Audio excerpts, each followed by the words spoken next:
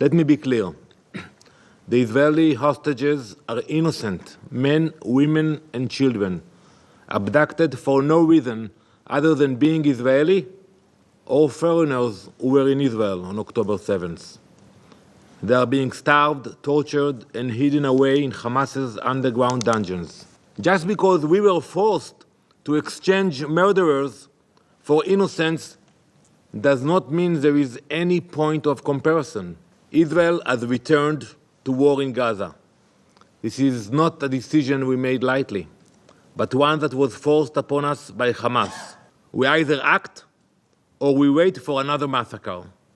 We either eliminate threats or we wait until those threats take innocent lives. There will be no sanctuary for terrorists, not in Judea and Samaria, not in Gaza, not in Lebanon, not anywhere. So let all enemies of Israel, whether in Gaza, Judea and Samaria, Lebanon, Yemen, or Iran, understand this. If you seek to harm our people, we will rise and strike.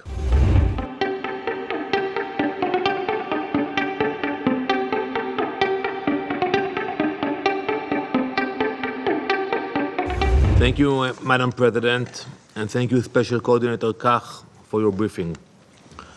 Today and yesterday, certain members of this Council made an outrageous comparison, one so morally obscene that it must be addressed at the outset.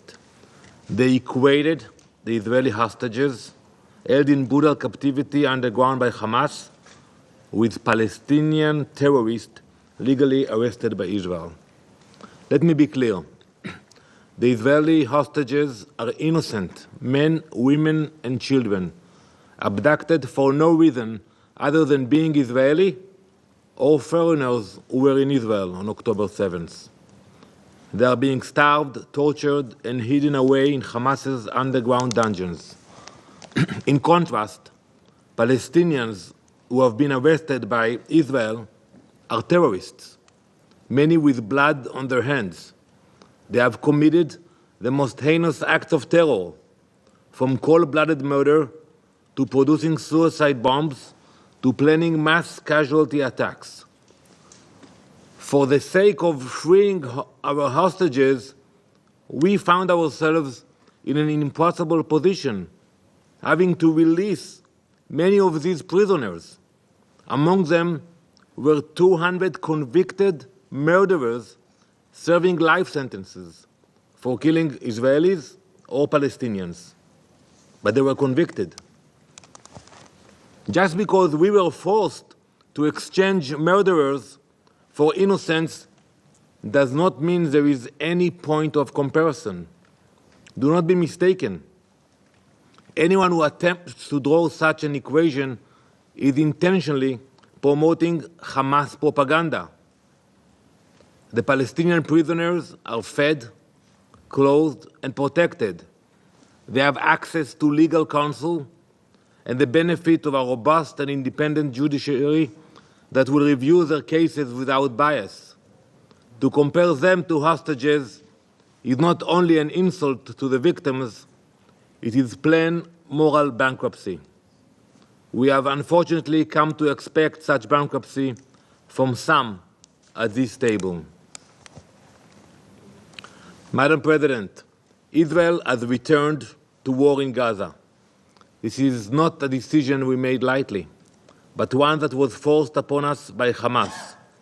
After weeks, we waited for weeks. After weeks of negotiations, after offering to extend the ceasefire in good faith, Hamas refused to release our hostages and continued to stall negotiations. They knew it's Ramadan, they knew it's Passover coming, but they decided to reject all offers. The world watched as Hamas spat in our face and the face of the Israeli people waiting for the return of their loved ones. The world watched as Hamas rejected every opportunity to return 59 innocent men, women, and children home. Israel had no choice but to act. So we are acting decisively. We are striking. Hamas targets with precision. In recent days, Israel has eliminated several top Hamas and Palestinian Islamic Jihad terrorists.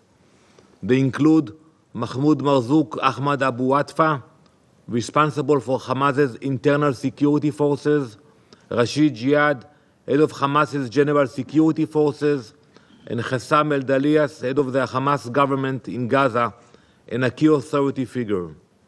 Along with these arch-terrorists, several senior terrorist commanders have also been eliminated. We want our people back. But until Hamas returns our hostages, the destruction of the regime will continue without delay, without pause. Hamas has a choice.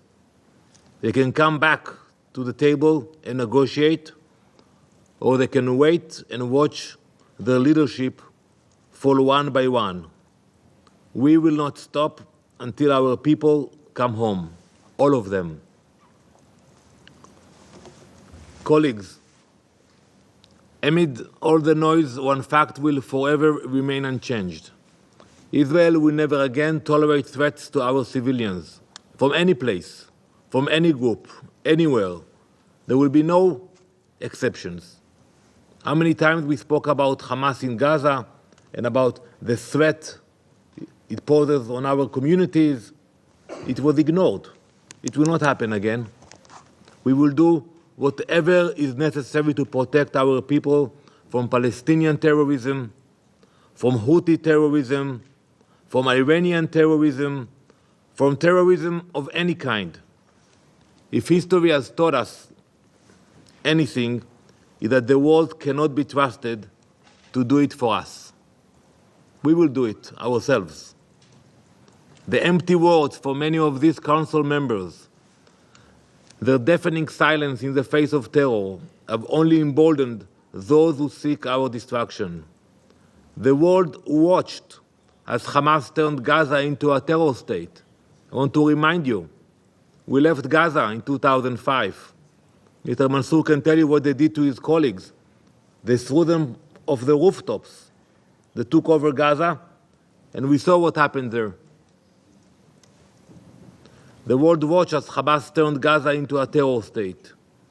Israel does not have the luxury of ignorance. We do not have the luxury of waiting for another massacre before acting. And now let's speak about Judea and Samaria. Our actions in Judea and Samaria are essential. In the past 16 months alone, well over 2,000 attempted terror attacks have originated from Judea and Samaria. No one mentioned that. In just the past few months, 46 people have been murdered in terror attacks. No one mentioned that. More than 1,200 others have been injured. This year, innocent lives have already been stolen. Among them, 75-year-old Tamar Edri. Over 100 more have been injured. They are fathers, mothers, sons, and daughters. Entire families torn apart by the same forces that carried out the atrocities of October 7. And these terrorists do not operate in isolation. What is happening in Judea and Samaria is not just an internal security matter. It is another front in Iran's multi-front war against Israel and the Jewish people. But it is also the byproduct of the Palestinian Authority's stunning incompetence, negligence, and growing irrelevance. And I will elaborate on that later. But let's be clear. The invisible hand behind this chaos is Iran. It is Iran that arms, funds, and directs Hamas and other terror cells in Judea and Samaria, just as it does in Gaza, Lebanon, Syria, and Yemen. It is Iran that has spent years infiltrating Palestinian terrorist organizations, smuggling in weapons, training their operatives, and flooding the region with advanced explosives. Iran has established and maintains Islamist terrorist frameworks in Judea and Samaria through Hamas and Palestinian Islamic Jihad. It authorizes attacks and transfers millions of dollars every year to support these terrorists, some of whom the Palestinian Authority is also trying to capture. They are trying.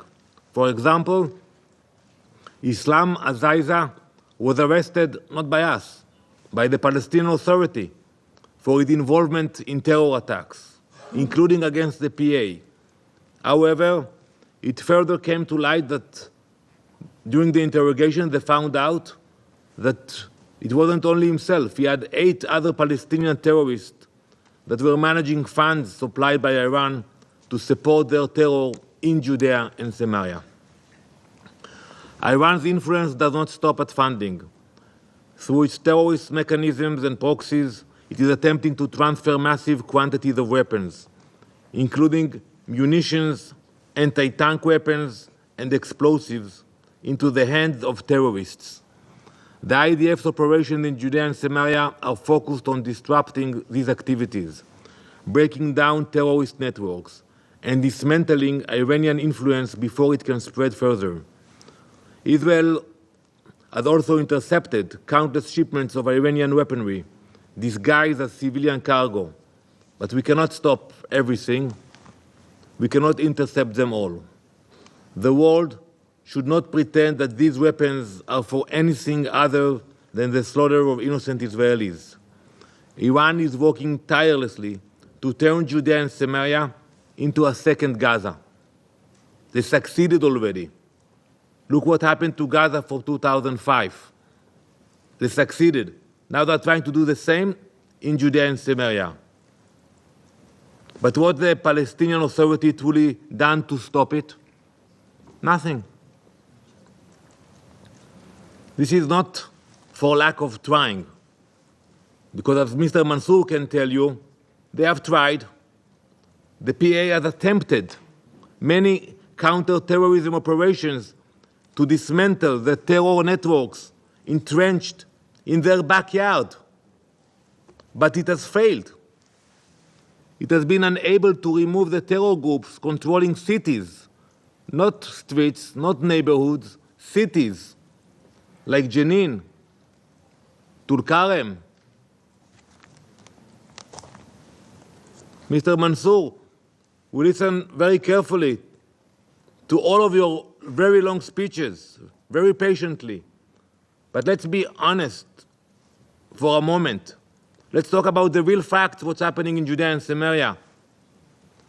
Let's talk about the Palestinian Authority's Jenin operations you conducted in January, not us.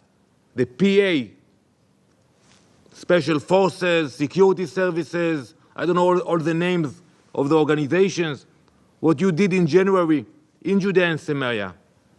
You tried. You managed to arrest 247 terrorists and seize hundreds of weapons in your operations, but utterly failed to disrupt Jenin terrorist operations. You even allowed funds meant for Gaza to be stolen under your watch. Your forces were met in those camps with resentment, distrust, and defiance, not from Israel, but from your own people. They see you as weak, corrupt, and incapable of governance. You have no control over Jenin, Mr. Mansour. You have no control over Tulkarem. Your administration is little more than a figurehead as your authority crumbles. The PA has been unable to govern, unable to provide security, and unable to contain the threat that now faces Israeli civilians. So just as we have seen before, the PA quietly steps aside and leaves the job to us. So we have to go to those camps. We have no desire to go to the camps in Nur Hashams, in Jenin, and take care of those threats and terror cells. But we have no other choice, because we know what will happen if we will wait. Those terror cells We will see them in the streets of Tel Aviv or Jerusalem. The choice Israel faces is simple, yet most nations in this room cannot comprehend it. We either act or we wait for another massacre. We either eliminate threats or we wait until those threats take innocent lives. We have tried waiting before, and we will never make that mistake again. There will be no sanctuary for terrorists, not in Judea and Samaria, not in Gaza, not in Lebanon, not anywhere. So let all enemies of Israel, whether in Gaza, Judea and Samaria, Lebanon, Yemen, or Iran, understand this. If you seek to harm our people, we will rise and strike. Thank you, Madam President.